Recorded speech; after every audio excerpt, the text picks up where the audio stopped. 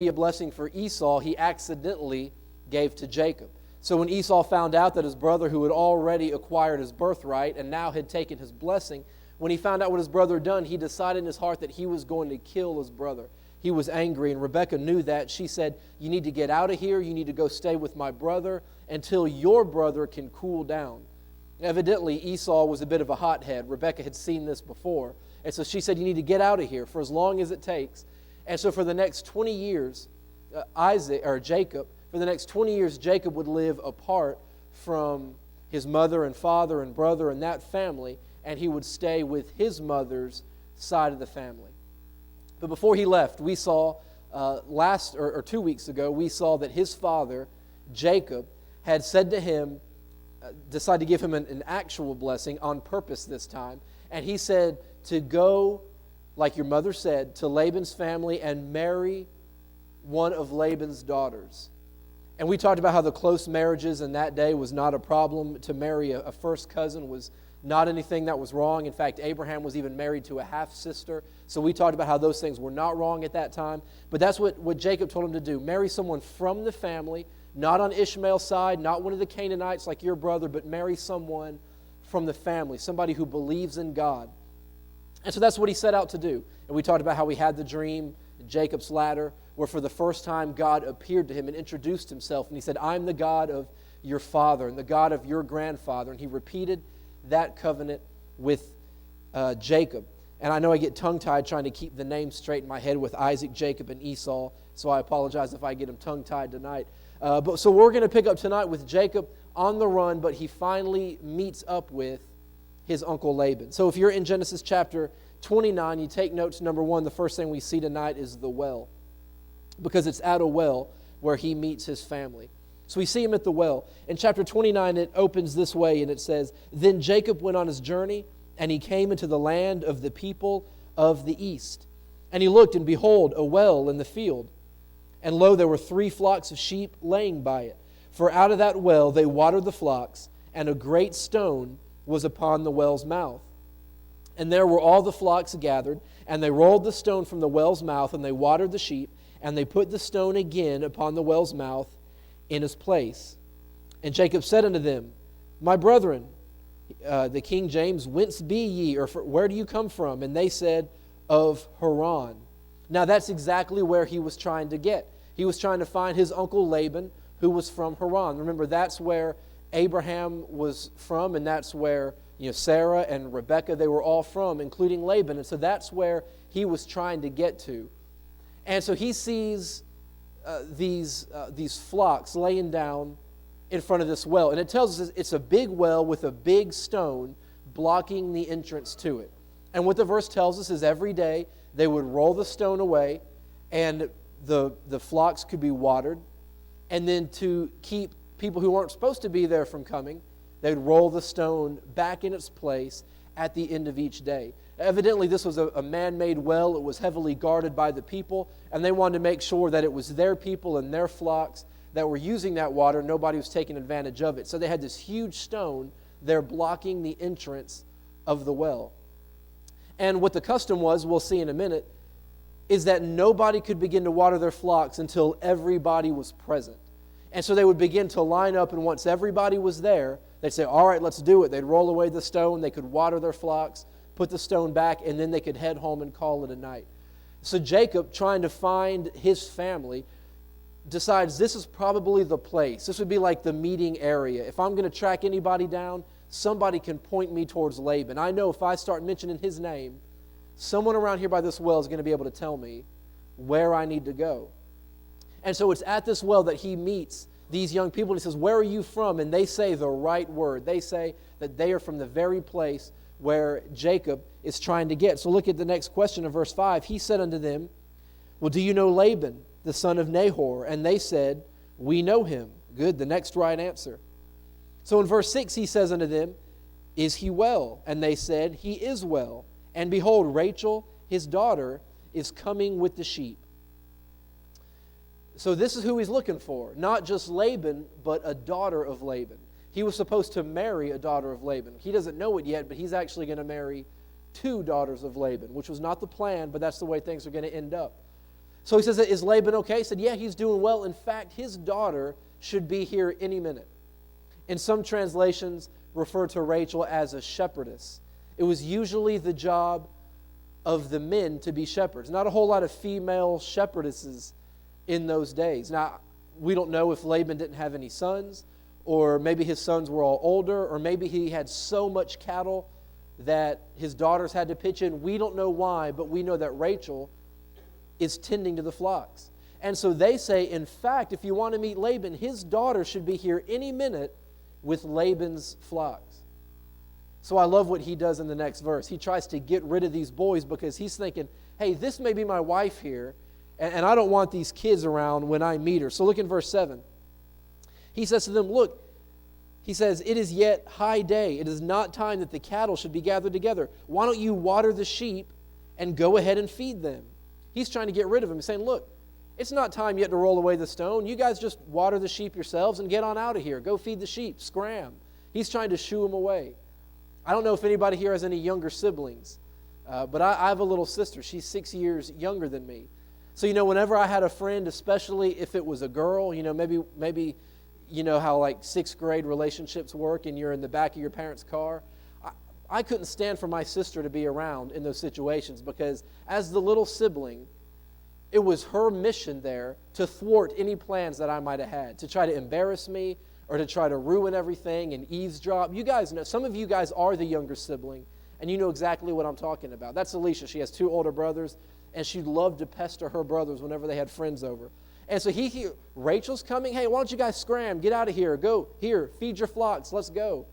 But they tell them in verse 8 that that's not the way it works. They say, we cannot until all the flocks are gathered together, and then we will roll away the stone from the well's mouth, and we will water the sheep. So great. Now these guys are going to be around when he's going to meet Rachel. He's going to try to show off, maybe try to impress her, and he's trying to get rid of these guys, and he can't. But then here comes Rachel. And so impress her he does. Look what he does in verse 9. It says, and while he was yet speaking with them, Rachel came with her father's sheep, for she kept them. And it came to pass, when Jacob saw Rachel, the daughter of Laban, his mother's brother, and the sheep of Laban, his mother's brother, that Jacob went near, and he rolled the stone away from the well's mouth, and he watered the flock of Laban, his mother's brother.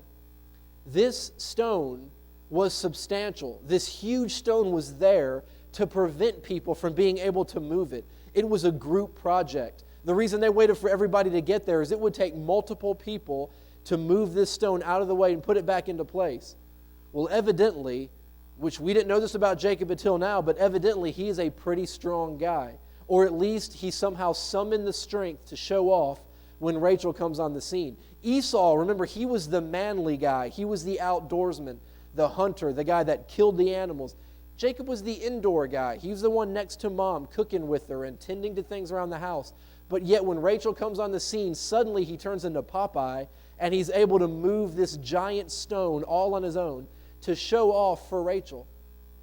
And so Rachel takes notice, obviously. He doesn't just move the stone, but he draws the water for Rachel's flock. Here, let me get that for you. Let me get some water for your cattle. Because again, this is normally a job that a woman would do for a man, as we saw that in the case of Rebekah. Remember how she drew water out for Abraham's servant and then drew out water for his camels?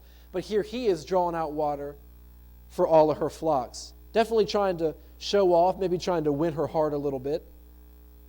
Verse 10, though, says, it came to pass when Jacob saw Rachel.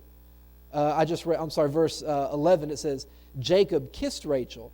Nothing romantic, just a typical greeting. And he lifted up his voice, and he wept. And Jacob told Rachel that he was her father's brother, and that he was Rebekah's son. And she ran and told her father, and it came to pass that when Laban heard the tidings of Jacob, his sister's son, that he ran to meet him. And he embraced him and kissed him and brought him to his house, and he told Laban all these things. Look at all the emotion in this passage. As he finds out who Rachel is, it says that he weeps. Now here's this strong guy who just moves the stone away, draws all this water, and yet now here he is crying. So he goes from being physically strong to being sensitive and emotional. Now we see him crying in the presence of Rachel. But He's overcome with emotion because this is who he was looking for. And God is proving himself to be faithful, and God leads him right to Rachel. And notice Rachel, she runs to tell her father. And when Laban hears about it, he runs out to meet Jacob. I'm sure that Rachel had heard stories about her Aunt Rebekah, Laban's sister, because everybody knew about Abraham. He was like a king. He was incredibly wealthy. And I'm sure Laban told his children the story of one day this guy shows up and he says that he came from Abraham. He wanted to marry my sister, your aunt. And just in a couple hours, they were gone. I mean, they ate dinner. We tried to get him to stay, but no, they were gone. And she's like a princess. She married Abraham's son, and we've never seen her again. And I'm sure he talked about his sister, and I'm sure these girls probably even thought, oh, what a fairy tale story. Our aunt, she got swept away by this prince. You know, she's living her fairy tale, this happily ever after. And I'm sure they've heard all these stories. And now, all of a sudden, out of nowhere, this guy says, I am the son of this aunt that you've always heard about. And so she can't wait to take him back to meet Laban, who I'm sure has thought about his sister so many times. And he's so excited, he runs out to Jacob, and he brings him home. And it says that Jacob told him all these things. I'm sure brought him up to speed on what life has been like and told him everything that I'm sure he wanted to know. We see the well, number 2. Notice the wedding. See, Jacob at Laban's house begins to work for him around the farm. In verse 14 it says, Laban said to him, surely you are my bone and my flesh. And he stayed with him for the space of a month. So Laban said to Jacob, because you are my brother, should you therefore serve me for nothing? Tell me, what should your wages be? So for a month, Jacob has been getting up and going to work and doing all this work on the farm, and he's not drawing any kind of a paycheck. So he says, look, you're my nephew. You know, you're family. You name your price. Evidently, he was a good worker. He says, tell me what you want to be paid, and it's done. And so Jacob doesn't put a dollar amount on it. Jacob says, if you give me the hand of your daughter Rachel, if you let me marry your daughter, I will serve you for 7 years. You don't have to pay me anything. He says, all I want is the privilege of being able to marry your daughter. Look at verse 20. It says, and Jacob served 7 years for Rachel, and they seemed unto him but a few days for the love he had for her. Now, I know next week will be closer to Valentine's Day, but, you know, and Spencer talked about, we get into February this morning, he said, and everybody's thinking about love. This is a beautiful story.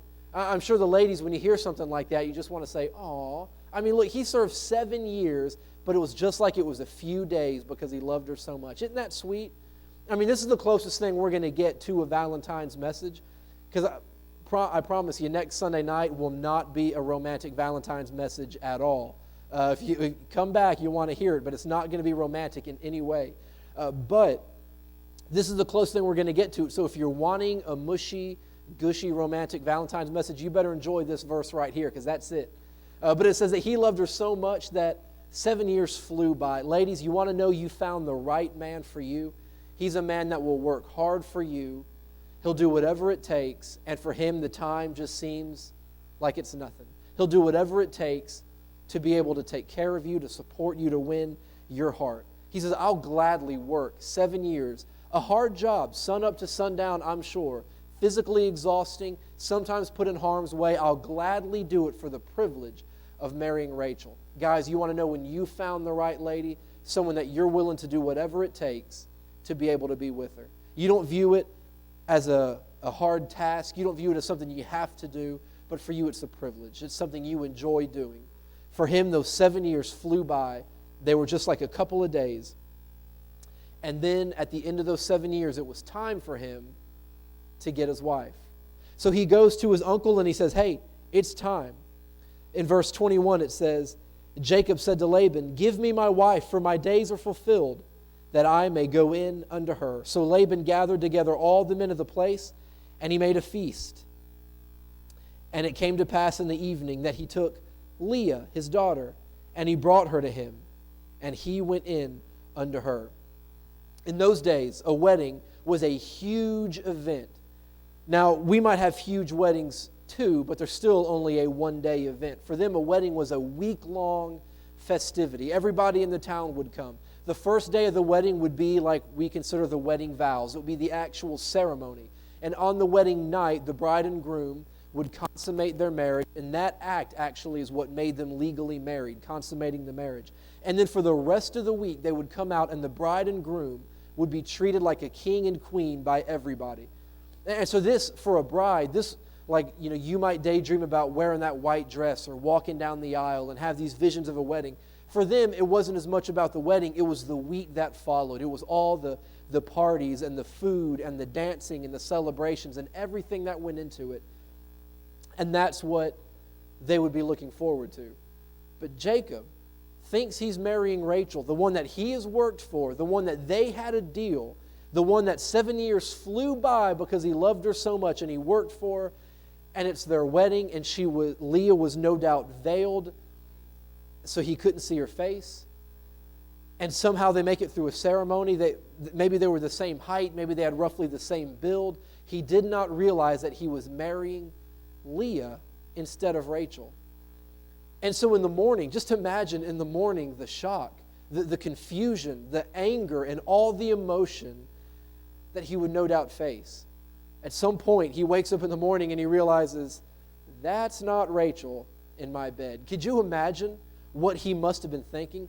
The anger he must have felt towards Laban, the betrayal for Leah, and wondering, where's Rachel in any of this? What has happened? And he asks Laban about it. He says, what are you doing? We had a deal. And Laban says, well, in our country, the custom is the younger children don't get married before the firstborn. Leah was the firstborn. He says, Leah can't get married until Rachel has been married. So Jacob has been tricked. Jacob's getting a taste of his own medicine, but we'll get back to that in a minute. Number 3, and finally, notice the waiting. He's already waited 7 years to marry Rachel, and now he realizes that he's not going to be marrying her just yet. Look in verse 27. Here's what Laban says about Leah. Fulfill her week, and then we will give you also for the service which you shall serve me another 7 years. Fulfill her this week, he means, look, let Leah be the bride. Let her enjoy this week. Let her enjoy the rest of this week and be treated like the queen that every bride wants on her wedding. Don't ruin this for her, Jacob. It's kind of a lot to ask somebody who just got duped into marrying the wrong person. But he says, fulfill her week. Let her have this special week. And then if you'll commit to another 7 years, then I'll let you marry Rachel. That's quite a lot to ask somebody. And it's quite a lot for Jacob to agree to.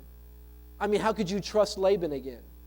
Are you really going to do you have any more sisters you're going to slip in there with a veil on the wedding night and I'm not going to know about it? I mean, how could he trust this guy again?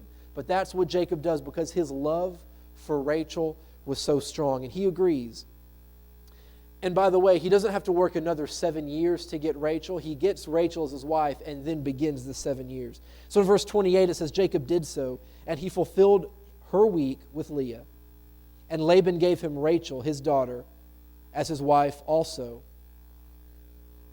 But then verse 30 says that he went in also to Rachel, and he loved Rachel more than Leah. And he served Laban yet 7 more years. So Jacob is a man of his word, finally. But he does what he committed to do. He loves Rachel, understandably, more than he loves Leah. If he loved Leah, he would have married her. But it was Rachel that he loved. Now, as far as the polygamy goes, God is always for monogamy. One man and one woman, and that's God's way. But there was no law against polygamy. There was nothing yet in God's law or man's law that forbid Jacob from having more than one wife. We've already seen it with Abraham having Hagar became a wife. And so we saw it with Esau and many other people that have had multiple wives. It's wrong. Morally, it's wrong. But at this point, it was not against God's law. The model given to us is Adam and Eve, one man and one woman. But there was nothing illegal about what Jacob did, taking these 2 wives. So, where does that leave us tonight? Jacob had once thought that the ends justify the means. Remember, Jacob thought, hey, the birthright, the blessing, the covenant, it's mine. And I can do whatever it takes to take that from Esau to make sure my father gives me the blessing that is intended for me. The ends justify the means. Doesn't matter if I have to lie to do it. Doesn't matter if I have to deceive and trick to do it. Doesn't matter if I have to betray trust to do it. As long as I get what I'm supposed to get, it's going to be okay. That was the way Jacob and Rebekah had operated. But now think about this.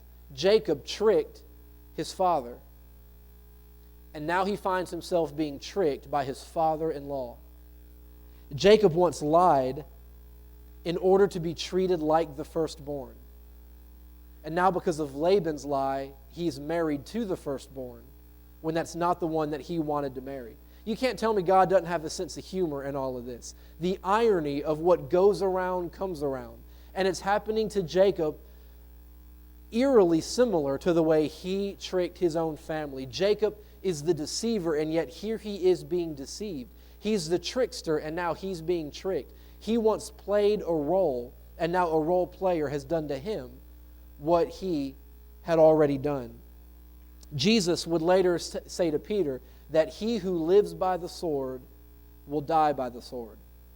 I think we can add to that he who deceives will also be deceived. He who is a liar will also be lied to. He who tricks will be tricked. I think we can easily say that what goes around comes around.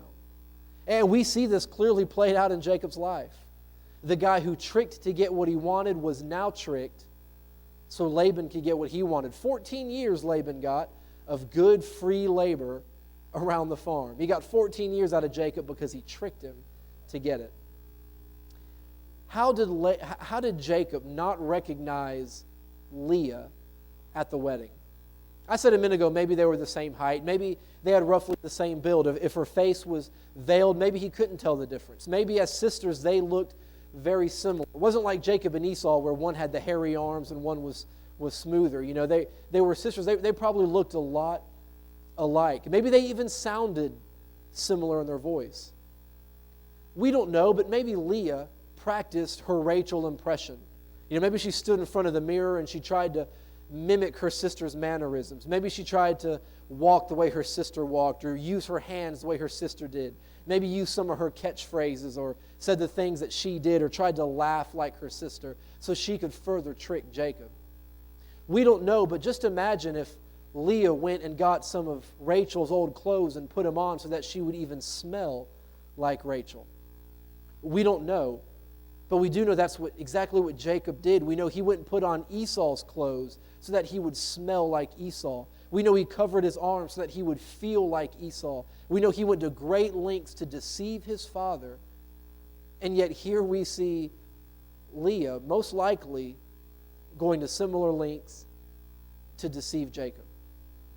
Why would Leah do it? I don't know. Maybe she had a crush on Jacob. Maybe all those years, maybe she envied her sister. Maybe she looked forward to someone coming to sweep her off her feet. Maybe she willingly went along with it, the same way that Jacob willingly went along with his mother's plan.